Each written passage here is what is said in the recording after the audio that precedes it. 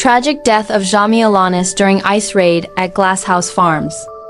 On Thursday, July 10, 2025, a large-scale immigration raid conducted by U.S. Immigration and Customs Enforcement, ICE, and supported by U.S. Customs and Border Protection, CBP, and National Guard troops, targeted two facilities operated by Glasshouse Farms, a licensed cannabis grower in Camarillo, Ventura County, and Carpinteria, Santa Barbara County, California. The operation resulted in the arrest of approximately 200 to 361 individuals suspected of being in the U.S. illegally, including 14 minors, and sparked significant protests and clashes with authorities. Tragically, the raid led to the death of Jaime Alanis, a 57-year-old Mexican farm worker who fell from a greenhouse roof while attempting to evade authorities. This incident, the first reported fatality linked to the Trump administration's intensified immigration enforcement operations, has drawn widespread attention and criticism. The raid and its context.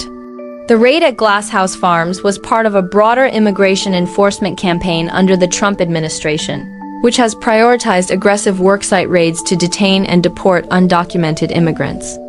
Glasshouse Farms, described as one of the largest cannabis cultivators in the world, is a state-licensed operation that also grows tomatoes and cucumbers at its Camarillo facility.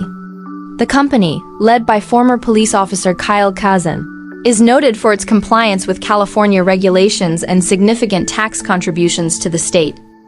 On the morning of July 10th, federal agents, equipped with military-style vehicles and wearing camouflage gear, helmets, and gas masks, executed criminal search warrants at the two Glasshouse Farms locations.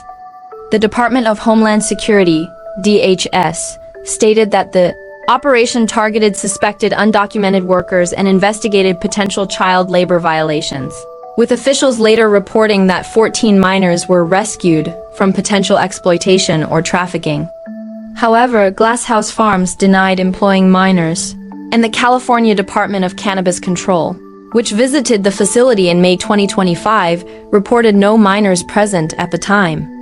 A subsequent complaint prompted an ongoing state investigation into labor practices. The raid quickly escalated into chaos. Protesters, including community members and activists, gathered outside the Camarillo facility, blocking roads and confronting federal agents. Videos circulating online showed agents firing tear gas and less lethal munitions at the crowd, with reports of rocks being thrown at agents' vehicles and one protester allegedly firing a pistol, prompting a $50,000 reward for information leading to their arrest.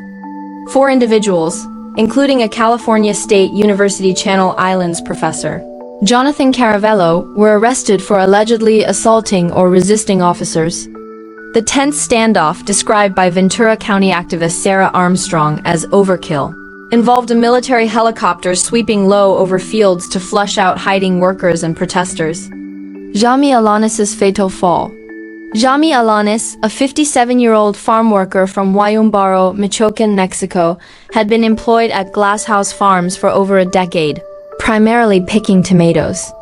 Described by his family as a hard-working and innocent provider, Alanis was the sole breadwinner for his wife and daughter in Mexico, regularly sending his earnings to support them. During the raid, Alanis called his family to report that immigration agents had arrived and that he was hiding. In an attempt to evade authorities, Alanis climbed onto the roof of a greenhouse at the Camarillo facility. Reports conflict on whether he was actively pursued by agents. DHS Assistant Secretary for Public Affairs Tricia McLaughlin stated that Alanis was not in CBP or ICE custody and was not being chased, asserting that he climbed the roof of his own accord and fell approximately 30 feet, 9 meters. However, family members and union sources, including the United Farm Workers, FOE, claimed Alanis was fleeing from agents, with some reports suggesting he was chased by ICE. The fall resulted in catastrophic injuries, including a broken neck, fractured skull, and a severed artery. Alanis was rushed to Ventura County Medical Center, where he was placed on life support. CBP agents called for a medical evacuation to ensure rapid care, according to DHS. Initially, the UFW reported Alanis' death on Friday, July 11th, but this was premature. He remained on life support until Saturday, July 12th, when his family, after his wife arrived from Mexico, decided to disconnect life support following tests indicating no brain function. His niece, Yesenia Doran, confirmed his death to the Associated Press, noting the family's devastation. Aftermath and reactions. Alanis' death sparked outrage among family, advocacy groups, and the broader community.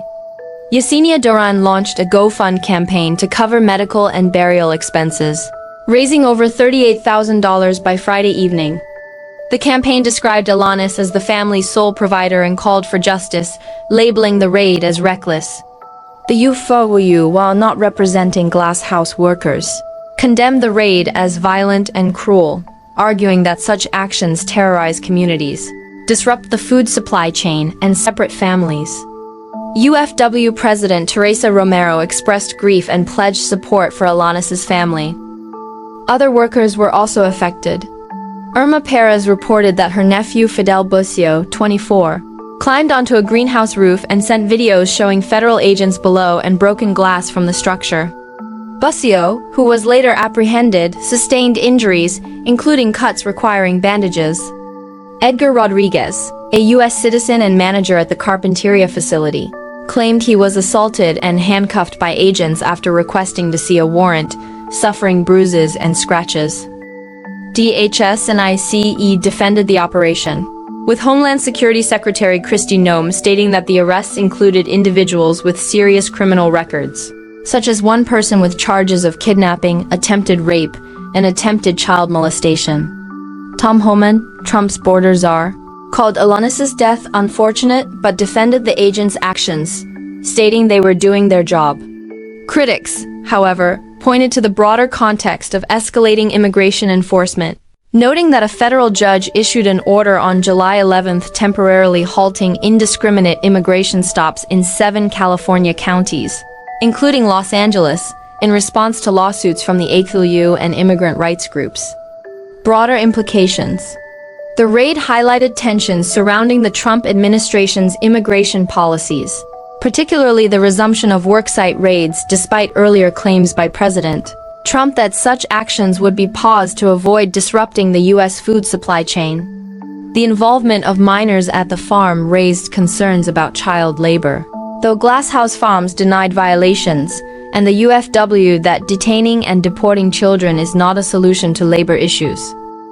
Community members, including Oxnard Mayor Lise MacArthur, expressed concern for workers' safety, noting that many were from nearby communities and faced risks during the high-temperature standoff. Protests continued into the evening of July 10th, with activists like Engelmarie Taylor reporting excessive force, including agents targeting a professor attempting to assist a person in a wheelchair. Critical analysis.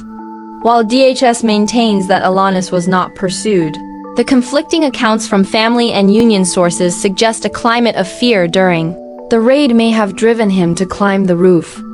The use of military-style tactics, tear gas, and a helicopter likely intensified the chaos, contributing to workers' desperate actions. The presence of minors and allegations of child labor remain under investigation, but the lack of transparency from federal authorities and Glasshouse's labor contractor, Arts Labor Services, raises questions about oversight. The aggressive nature of the raid, coupled with the tragic outcome, underscores the human cost of current immigration enforcement strategies and the need for clearer protocols to protect workers' safety. Conclusion. Jaime Alanis' death on July 12, 2025, following a 30-foot fall during an ICE raid at Glasshouse Farms, marks a somber milestone in the Trump administration's immigration enforcement efforts.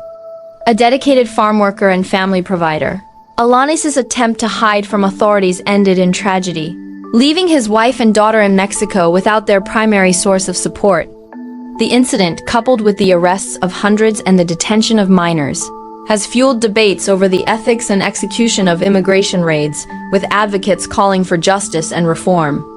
As investigations into labor practices and the raid's conduct continue, Alanis' story serves as a stark reminder of the human toll of such operations.